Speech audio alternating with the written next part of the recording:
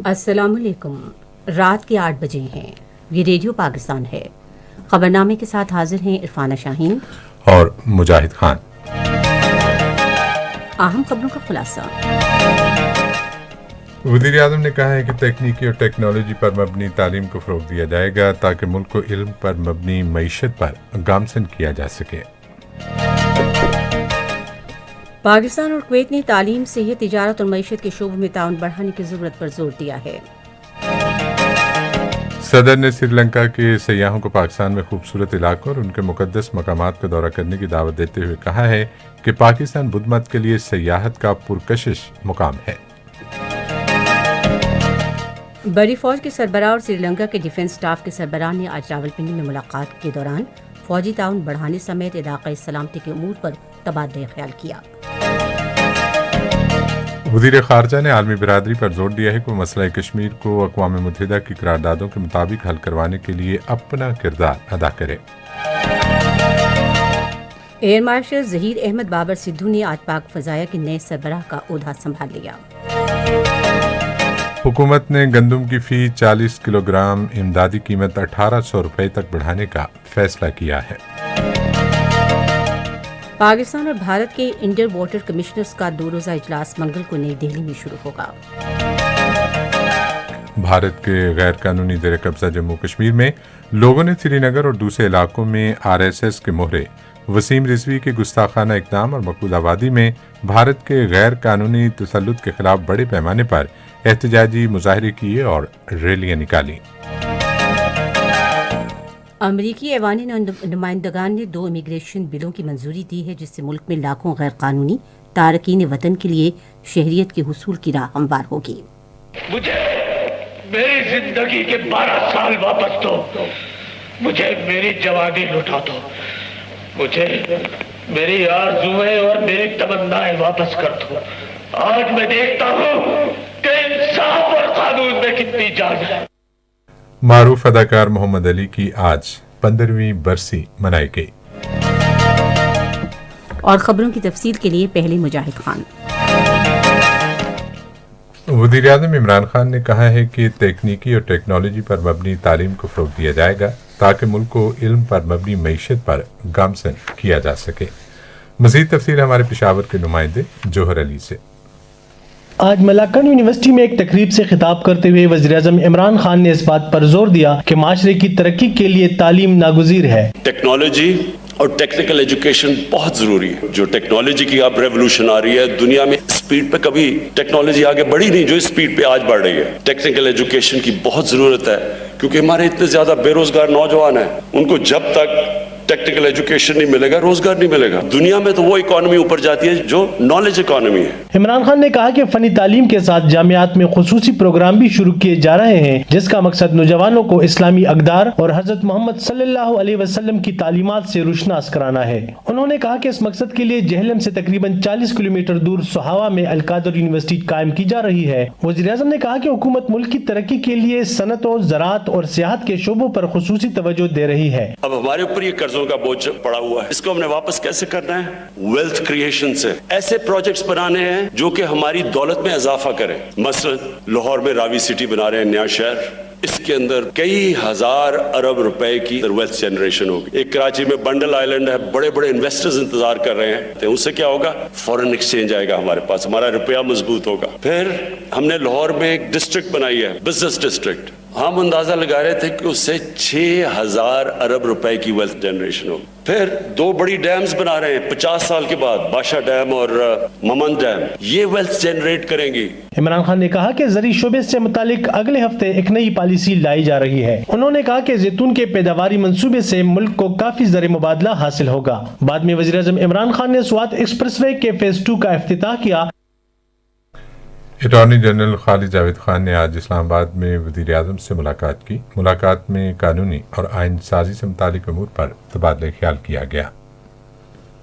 پاکستان اور کویت نے تعلیم، صحت، تجارت اور معیشت کے شعبوں میں تعاون کو فروغ دینے کی ضرورت پر زور دیا ہے۔ یہ بات صدر ڈاکٹر عارف علوی اور دورے پر آئے ہوئے کویت کے وزیر خارجہ شیخ ڈاکٹر احمد نصیر المحمد الاحمد الجابر الصبا کے درمیان آج اسلام آباد میں ہونے والی ملاقات میں بتائی گئی۔ فریقین نے موجودہ تعاون پر بات چیت کی اور دونوں برادر ملکوں کے باہمی مفاد میں دو طرفہ تعلقات کو مزید فروغ دینے پر آمادگی ظاہر کی۔ صدر نے کویت کے وزیر خارجہ سے گفتگو کرتے ہوئے پیشکش کی کہ پاکستان کویت کو تربیت یافتہ افراد قوت اور دیگر پیشہ ورانہ ماہرین فراہم کر سکتا ہے۔ صدر نے وفد کو بتایا کہ پاکستان کویت کے فوجی اہلکاروں کو ان کے فوجی تربیتی اداروں میں تربیت بھی فراہم کر سکتا ہے۔ انہوں نے کہا کہ پاکستان چین اقتصادی راہداری اور گوادر کی بندرگاہ کی وجہ سے پاکستان کی جغرافیائی اور اقتصادی اہمیت میں اضافہ ہوا ہے اور کویت چین پاکستان اقتصادی راہداری کے تحت مختلف منصوبوں میں سرمایہ کاری کر کے ابھرتے ہوئے معاشی مواقع سے فائدہ اٹھا سکتا ہے۔ صدر نے غیر قانونی مقبوضہ جموں کشمیر میں بھارتی مظالم اور انسانی حقوق کی خلاف ورزیوں کو بھی اجاگر کیا۔ کویت کے وزیر خارجہ نے دونوں ہمسایہ ملکوں کے درمیان تعلقات کو بہتر بنانے کی ضرورت پر زور دیا۔ ادھر کویت کے وزیر خارجہ نے بیرون ملک پاکستانی اور انسانی وسائل کی ترقی کے بارے میں وزیر اعظم کے معاون خصوصی سید ذوالفقار بخاری سے ملاقات میں یقین دہانی کروائی ہے کہ ان کا ملک کئی منصوبوں میں پاکستانی ہنرمند افراد کی خدمات کے حصول میں اضافہ کرے گا۔ صدر ڈاکٹر عارف الوی نے کہا ہے کہ پاکستان کی سری لنکا کے ساتھ علاقائی اور بین الاقوامی مسائل پر مکمل ہم آہنگی پائی جاتی ہے اور ان کے درمیان باہمی مفاد کے تمام شعبوں میں بہترین تعلقات قائم ہیں۔ انہوں نے ان خیالات کا اظہار آج اسلام آباد میں دورے پر آئے سری لنکن فوج کے chief of defence staff and commander general Shavendra Silva سے ملاقات کے دوران کیا۔ صدر نے دونوں ملکوں کے درمیان معاشی، ثقافتی اور دفاعی تعلقات کو مزید مستحکم کرنے کی ضرورت پر زور دیا۔ ڈاکٹر عارف الوی نے کہا کہ پاکستان بدھ مت سیاحوں کے لیے بہترین ملک ہے اور سری لنکا کے شہریوں کی پاکستان میں خوبصورت علاقوں اور ان کے مذہبی مقامات کے دورے پر آنے کی حوصلہ افزائی کرنی چاہیے۔ سری لنکن فوج کے کمانڈر اور چیف آف ڈیفنس اسٹاف نے کہا کہ پاکستان ہمارا دیرینہ دوست ہے اور ہمارا ملک پاکستان کے ساتھ دو طرفہ تعلقات کو مزید مستحکم کرنے کا خواہاں ہے۔ بعد میں چیف آف ڈیفنس اسٹاف اور سری لنکا کی فوج کے کمانڈر جنرل شاوندرا سلوا نے آج جنرل ہیڈ کوارٹرز راولپنڈی میں بری فوج کے سربراہ جنرل قمر جاوید باجوہ سے ملاقات کی۔ فوج کے شعبہ تعلقات عامہ کے مطابق ملاقات کے دوران باہمی مفاد، علاقائی سلامتی کے مسائل، خاص طور سے فوجی تعاون میں اضافے سے متعلق امور پر بات چیت کی۔ دورے پر آئے معزز مہمان نے خطے میں استحکام، خاص طور سے افغان امن عمل کے قیام میں پاکستان کی مسلسل کوششوں کو تسلیم کیا۔ اس سے قبل معزز مہمان نے جنرل ہیڈ کوارٹرز آمد کے بعد یادگار شہداء پر پھولوں کی چادر چڑھائی۔ پاکستان اور بحرین نے علاقائی امن و سلامتی کے لیے اقدامات سمیت دو طرفہ تعاون کو مزید مستحکم بنانے کے عزم کا اعادہ کیا ہے۔ اس عزم کا اعادہ GHQ راولپنڈی میں بحرین کے کمانڈر نیشنل گارڈ جنرل شیخ محمد بن عیسیٰ الخلیفہ اور بری فوج کے سربراہ جنرل قمر جاوید باجوہ کے ساتھ ملاقات کے دوران کیا گیا۔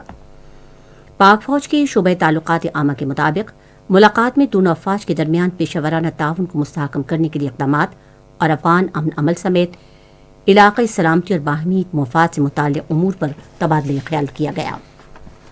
اس موقع پر گفتگو کرتے ہوئے بری فوج کے سربراہ نے کہا کہ پاکستان بحرین کے ساتھ سفارتی، اقتصادی اور دفاعی تعلقات کو انتہائی قدر کی نگاہ سے دیکھتا ہے۔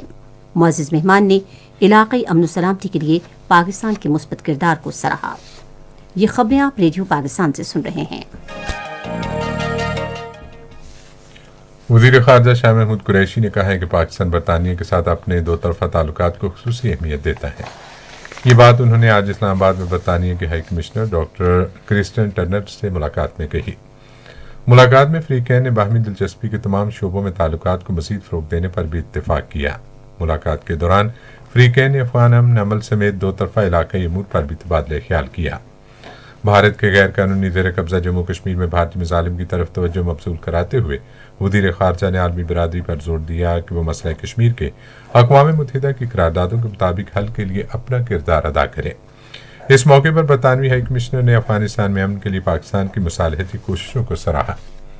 پاکستان اور جاپان نے دو طرفہ اقتصادی تعاون بڑھانے پر اتفاق کیا ہے۔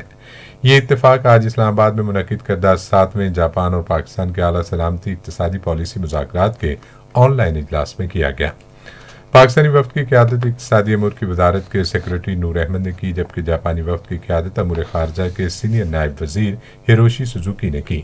فریقین نے دو طرفہ اقتصادی تعلقات کی موجودہ صورتحال کا جائزہ لیا اور مختلف شعبوں میں باہمی مفاد پر مبنی اقتصادی تعاون کو بڑھانے کے عزم کا اعادہ کیا۔ जापान ने पाकिस्तान के जुग्राफियाई इक्तिसादी मोहल्ले वकूँ की मवासलाती सलाहियत और जापानी सरमाकारों के लिए पुरकशिश तजारती मरकज के तौर पर तस्लीम किया। एयर मार्शल जहीर अहमद बाबर सिद्धू ने आज इस्लामाबाद में कमान की तब्दीली की पुरवकार तकरीब में पाक फ़ज़ाइया के नए सरबराह की हैसियत से अपनी जिम्मेदारियां संभाल लीं। इस मौके पर पाक फ़ज़ाइया के सुबुकदोश होने वाले सरबराह एयर मार्शल मुजाहिद अनवर खान ने फ़ज़ाइया के नए सरबराह को बैच लगाए और शमशीर पेश की। पाक फ़ज़ाइया के सुबुकदोश होने वाले सरबराह ने गार्ड ऑफ ऑनर देखा, जबकि JF-17 थंडर लड़ाका तैयारों की फॉर्मेशन ने उन्हें सलामी दी। इस मौके पर खिताब करते हुए सुबुकदोश होने वाले एयर चीफ मार्शल मुजाहिद अनवर खान ने कहा कि पाक फ़ज़ाइया मुल्की दिफा की अलामत और कौम को इस पर फ़ख्र है। सुबुकदोश होने वाले एयर चीफ ने कहा कि पाक फ़ज़ाइया एक बार फिर कौम की तवक्कुआत पर पूरी उतरी है और उसने ऑपरेशन सॉफ्ट रीट्रोट में अपनी सलाहियतों का लोहा मनवाया। उन्होंने कहा कि हमारी बरवक्त जवाबी कार्रवाई ने दुश्मन को पसपा होने पर मजबूर कर दिया। उन्होंने कहा कि आजमाइश की घड़ी के बावजूद पाक फ़ज़ाइया ने अपनी ताकत बढ़ाने के सफ़र में नुमायां कामयाबी हासिल की और वो सन 2047 तक नेक्स्ट जनरेशन एयरफोर्स बनने की तरफ गामजन है। उन्होंने फ़ज़ाइया के सरबराह की हैसियत से जिम्मेदारियां संभालने पर ज़हीर अहमद बाबर सिद्धू को मुबारकबाद पेश की और इस्तेदामात का इज़हार किया कि ज़हीर अहमद बाबर सिद्धू की मुद्दत के दौरान पाक फ़ज़ाइया अपनी कामयाबियों की नई बुलंदियों तक पहुंचेगी। Joint chief of staff committee के चेयरमैन जनरल नदीम रजा ने, जो इराक के सरकारी दौरे पर हैं, इराक के वज़ीर दिफा जुमा अनास सादून खिताब अल जबूरी, इराक के chief of staff general Ambala Mir Rashid यार अल्लाह अल अलामी और इराक़ फ़ज़ाइया के कमांडर लेफ्टिनेंट जनरल शहाब जिहाद अली के साथ मुज़ाकरात किए हैं। मुलाकातों के दौरान फ़रीक़ैन ने सलामती और दिफा के शोबों में ताउन और मौजूदा इलाक़ाई सूरत हाल समेत बाहमी दिलचस्पी के मुख्तलिफ उमूर पर तबादला ख्याल किया। उन्होंने दोनों मुल्कों के दरमियान दो तरफ़ा अस्करी रवाबित बढ़ाने के नए इक़दामात पर बातचीत की और इन ताल्लुकात को मज़ीद मुस्तहकम बनाने का इरादा किया। हुकूमत ने गंदम की इमदादी कीमत 1800 रुपये फी 40 किलोग्राम तक बढ़ाने का फैसला किया है। इस बात का ऐलान कौमी ग़िज़ाई तहफ़्फ़ुज़ के वज़ीर सैयद फ़खर इमाम ने पंजाब के वज़ीर खुराक अलीम खान के साथ मुश्तरका प्रेस कॉन्फ्रेंस से खिताब करते हुए किया। इससे कबल उन्होंने आज इस्लामाबाद में वज़ीर आज़म इमरान खान की ज़ेर सदारत गंदम की कीमतों के हवाले से मुनक़िदा एक आला सतही इजलास में शिरकत की। वफाकी वज़ीर ने कहा कि यह फैसला आलमी कीमतों का जायजा लेने के बाद किया गया। इस मौके पर खिताब करते हुए अलीम खान ने कहा कि यह तारीखी फैसला है, क्योंकि तारीख में पहली मरतबा एक साल में कम से कम इमदादी कीमत 400 रुपये तक बढ़ाई गई है। उन्होंने कहा कि गंदम की कीमतों में इजाफे के बावजूद हमने आटे की कीमतें न बढ़ाने का फैसला किया है। उन्होंने कहा कि पंजाब हुकूमत ने आटे पर सब्सिडी के लिए 80 अरब रुपए खर्च किए हैं और हम इस सहूलत को जारी रखने का इरादा रखते हैं। उन्होंने कहा कि हम मिलों को आटे की बिला तातुल फराहमी के लिए गंदम जारी रहते रहेंगे। वज़ीर रेलवे आज़म खान सवाती ने आइंदा 9 माह में पाकिस्तान रेलवे को मुनाफा बख्श इदारा बनाने का अज़्म ज़ाहिर किया है। उन्होंने आज इस्लामाबाद में एक न्यूज़ कॉन्फ्रेंस से खिताब करते हुए कहा कि पाकिस्तान रेलवे को मालबरदार रेलगाड़ियों से 30 अरब रुपए आमदन होगी। उन्होंने कहा कि रेलवे और फ्रंटियर वर्क्स ऑर्गेनाइजेशन इदारे को मज़ीद मौसर बनाने के लिए मिलकर काम करेंगे। वफाकी वज़ीर ने कहा कि रेलवे की मजबूती मुल्क की इक्तिसादी तरक्की के लिए नागुज़ीर है। बहरी उमूर के वज़ीर सैयद अली अहदर जैदी ने कहा है कि मुल्क के ऐवान सनअत तिजारत की बंदरगाहों से मुताल्लिक़ मसाइल के हल के लिए कमेटी तश्कील दी जा रही है। आज लाहौर में ऐवान सनअत तिजारत की एक तकरीब से खिताब करते हुए उन्होंने कहा कि ताजिर बिरादरी को दरपेश मसाइल को हल करने के लिए इक़दामात किए जा रहे हैं। सियासी रवाबित के बारे में वज़ीर आज़म की मुआविन ख़ुसूसी डॉक्टर शहबाज गिल ने कहा है कि मौजूदा हुकूमत ने मुल्क में तामीरात के शोबे की तरक्की के लिए साजगार माहौल पैदा किया है। आज इस्लामाबाद में न्यूज़ कॉन्फ्रेंस से खिताब करते हुए उन्होंने कहा कि हुकूमत की जानिब मुतारफ़ कराई गई कर्जा की फराहमी की सहूलत से लोग अपना सस्ता घर तामीर करने के काबिल होंगे।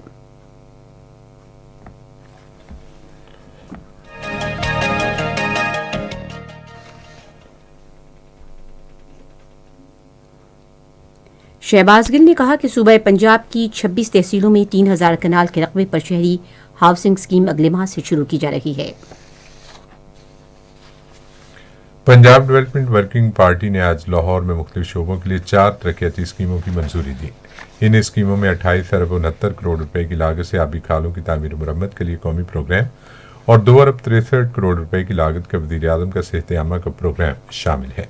इसके अलावा 2 अरब 80 करोड़ रुपए की लागत का महुटा डैम की तामीर और 33 करोड़ रुपए की लागत के पंजाब ग्रीन डेवलपमेंट प्रोग्राम के तहत राब्ता यूनिट प्रोग्राम की इस्तेदाद कार बढ़ाने के मंसूबे शामिल हैं। ये खबरें रेडियो पाकिस्तान से नशर की जा रही हैं। पाकिस्तान और भारत के इंडस वाटर कमिश्नर्स का 2 रोज़ा इजलास मंगल को नई दिल्ली में शुरू होगा। दफ्तर खारजा के तर्जुमान जाहिद हफीज चौधरी ने आज हफ्तावार न्यूज़ ब्रीफिंग के दौरान बताया कि इंडस वाटर कमिश्नर सैयद मेहर अली शाह पाकिस्तानी वफ्द की क़यादत करेंगे। तर्जुमान ने बताया कि इजलास के दौरान पक्कल दल और लोअल कलनाई पन बिजली मनसूबों के डिज़ाइनों पर हमारे एतराज़ात, मगरबी दरियाओं पर नए भारतीय मनसूबों और भारत की जानिब से सैलाब के बारे में मालूमात की फराहमी समेत सिंतास मायदे से मुताल्लिक़ मुख्तलिफ उमूर का जायज़ा लिया जाएगा। जाहिद हफीज चौधरी ने कहा कि आलमी बिरादरी को अफगानिस्तान के हवाले से रवाबित बरकरार रखनी चाहिए और मुश्किल की इस घड़ी में इसकी मदद भी करनी चाहिए। आज़ाद जम्मू कश्मीर के सदर सरदार मसूद खान ने खबरदार किया है कि भारत के गैर कानूनी ज़ेर कब्जा जम्मू कश्मीर में मुस्लिम अक्सरियत को अक़लियत में तब्दील करके तनाज़ात को जन्म दिया जा रहा है, जो खित्ते को तबाहकुन जंग की जानिब धकेल सकता है। वह आज इस्लामाबाद में एक ऑनलाइन कॉन्फ्रेंस से खिताब कर रहे थे, जिसका उन्वान था भारतीय जनता पार्टी की भारत के गैर कानूनी ज़ेर कब्जा जम्मू कश्मीर में आबादी के तनासुब में तब्दीली का आलमी कवानीन के तहत तनक़ीदी जायज़ा।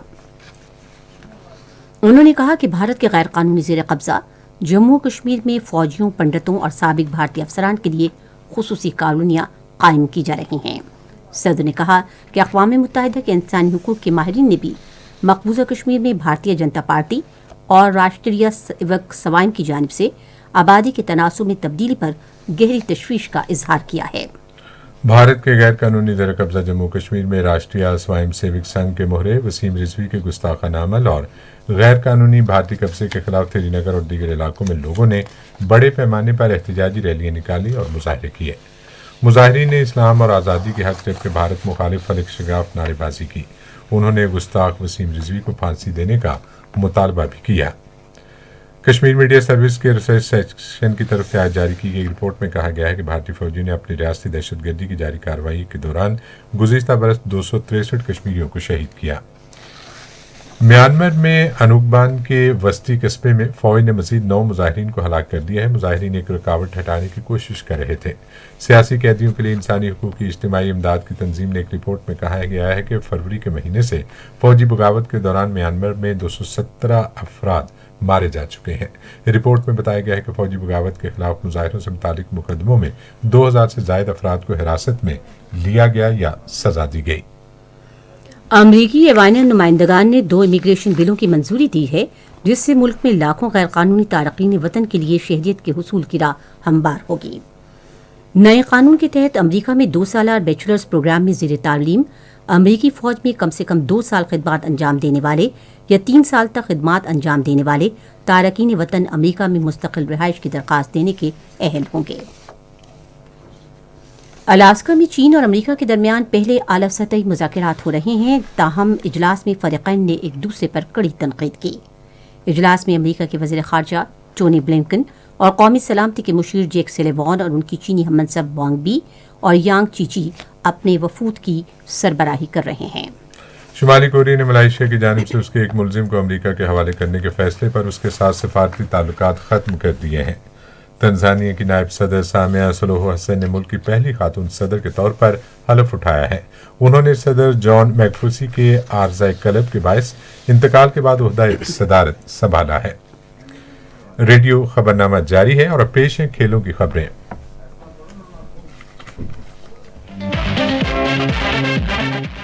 जी, कौमी क्रिकेट टीम के कप्तान बाबर आजम का कहना है कि शर्जील खान फॉर्म में है और कौमी टीम में उनकी शमूलियत फ़ायदेमंद साबित होगी।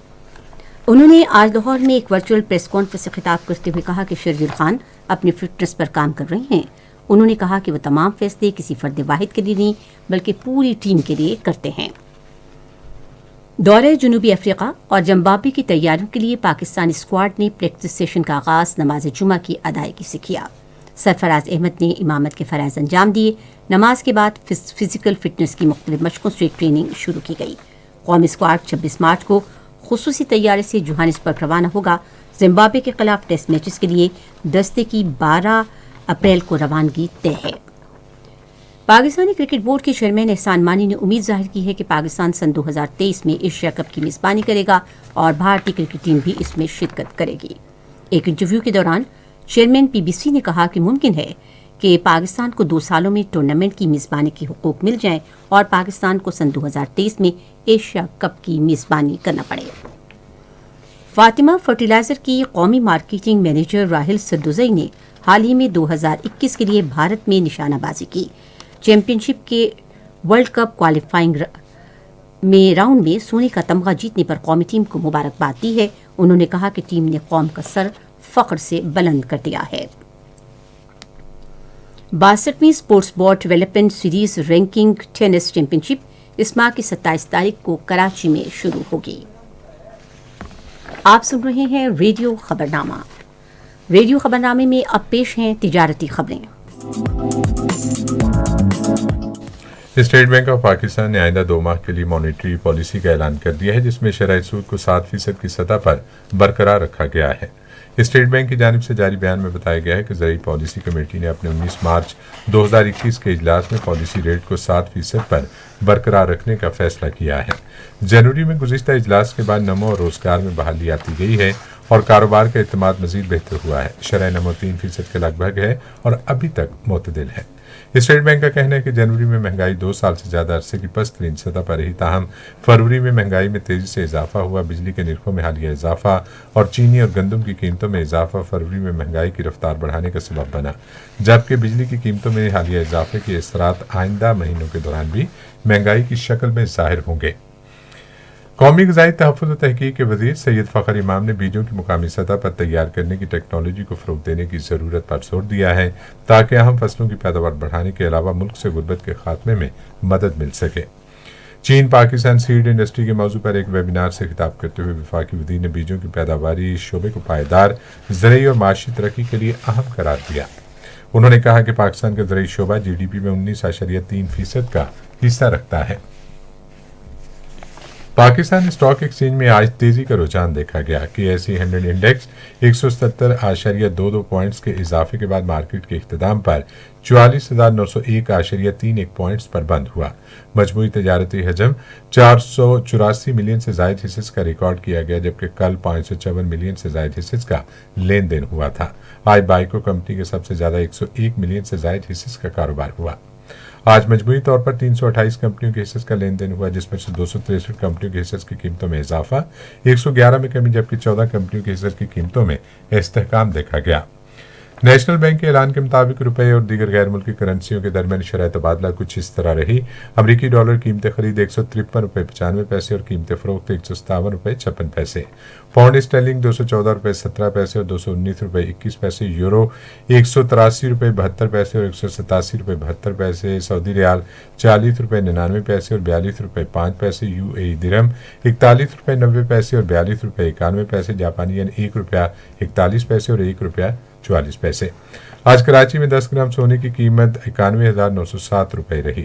کراچی پورٹ ٹرسٹ پر گزشتہ 24 گھنٹے کے دوران 1,64,156 میٹرک ٹن سامان کی نقل و حمل ہوئی، جس میں سے 20,089 میٹرک ٹن برآمدی اور 1,35,071 میٹرک ٹن درآمدی سامان شامل تھا۔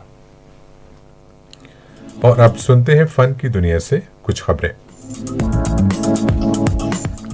شہنشاہ جذبات اداکار محمد علی کو دنیا سے رخصت ہوئے 15 برس بیت گئے، لیکن آج بھی ان کی بے مثال اداکاری ان کے چاہنے والوں کو ان کی کمی کو شدت سے محسوس کرتے ہیں۔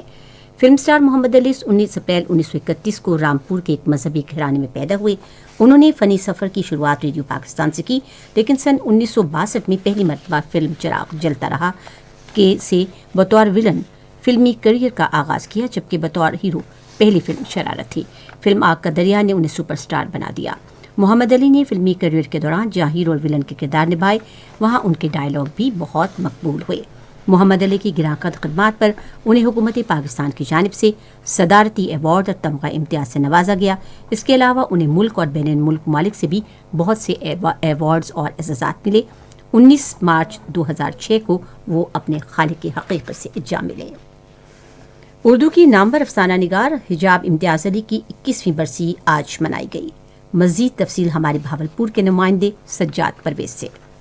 حجاب امتیاز علی 4 نومبر سن 1908 کو حیدرآباد دکن میں پیدا ہوئی تھی. حجاب امتیاز علی نے عربی، اردو اور موسیقی کی تعلیم حاصل کی اور مختلف ادبی رسالوں میں افسانہ نگاری کا آغاز کیا. ابتدا میں وہ حجاب اسماعیل کے نام سے لکھا کرتی تھیں اور ان کی تحریریں زیادہ تر تہذیب نسواں میں شائع ہوتی تھیں، جس کے مدیر امتیاز علی تاج تھے. میرے لکھنے کی عادت کہہ لیجیے، شوق پہ 2-3 باتوں کا گہرا اثر ہے.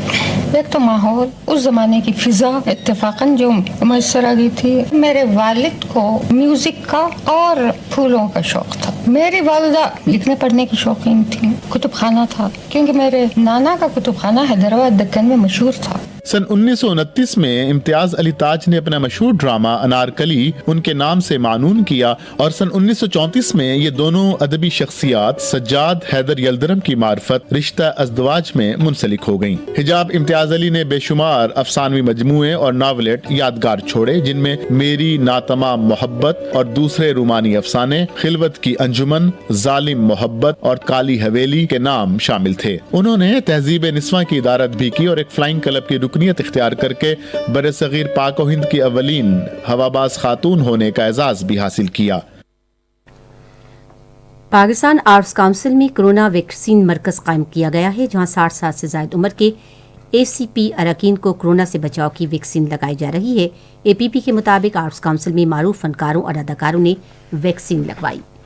آپ سن رہے ہیں ریڈیو خبرنامہ. ریڈیو خبرنامے میں اب پیش ہیں سائنس کی دنیا سے چند خبریں. ایک صدی سے استعمال ہونے والی جادوئی دوا اسپرین کا ایک اور فائدہ کرونا وائرس کے مریضوں کے لیے سامنے آیا ہے. اسپرین ایسے مریضوں میں ICU تک منتقلی اور وینٹیلیٹرز کی شرح کم کرنے کے ساتھ ساتھ ہسپتال میں دم توڑنے کی شرح کم کر سکتی ہے. جارج واشنگٹن یونیورسٹی کی تحقیق سے انکشاف ہوا ہے کہ اسپرین میں شاید پھیپھڑوں کا تحفظ کرنے کی بھی صلاحیت ہے. یہاں کے سائنسدانوں کا خیال ہے کہ کووڈ-19 کے مریضوں کے خون میں لوتھڑے بننے کا رجحان پوری دنیا میں دیکھا گیا ہے اور اسپرین عین اس معاملے کو روکتی ہے.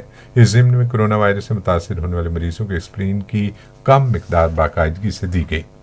گزشتہ 70 برس سے خلا میں جانے والے راکٹ، ناکارہ سیٹلائٹ اور دیگر خلائی حادثات سے اتنا خلائی کاٹ کباڑ جمع ہو چکا ہے کہ وہ زمین کے گرد مسلسل مدار میں خطرناک انداز میں گردش کر رہا ہے اور اب اسے تلف کرنے کے لیے جاپان نے ایک سیٹلائٹ بنایا ہے جو 20 مارچ کو خلا میں بھیجا جائے گا. ملک بھر میں موسم کی صورتحال کیا رہی، سنتے ہیں ماہر موسمیات سے.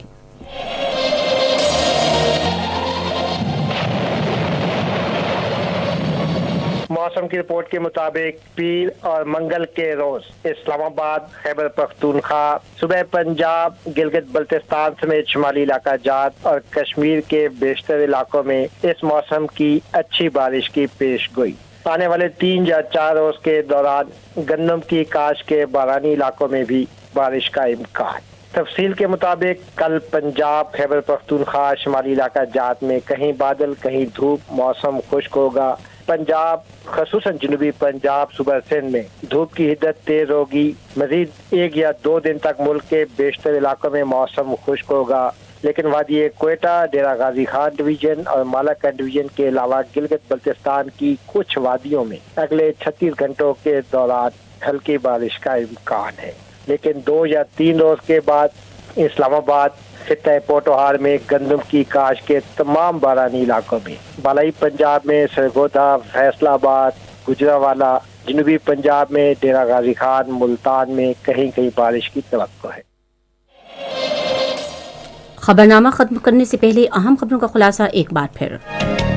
وزیر اعظم نے کہا ہے کہ تکنیکی اور ٹیکنالوجی پر مبنی تعلیم کو فروغ دیا جائے گا تاکہ ملک کو علم پر مبنی معیشت پر گامزن کیا جا سکے. صدر نے سری لنکا کے سیاحوں کو پاکستان میں خوبصورت علاقوں اور ان کے مقدس مقامات کا دورہ کرنے کی دعوت دیتے ہوئے کہا ہے کہ پاکستان بدھ مت کے لیے سیاحت کا پرکشش مقام ہے.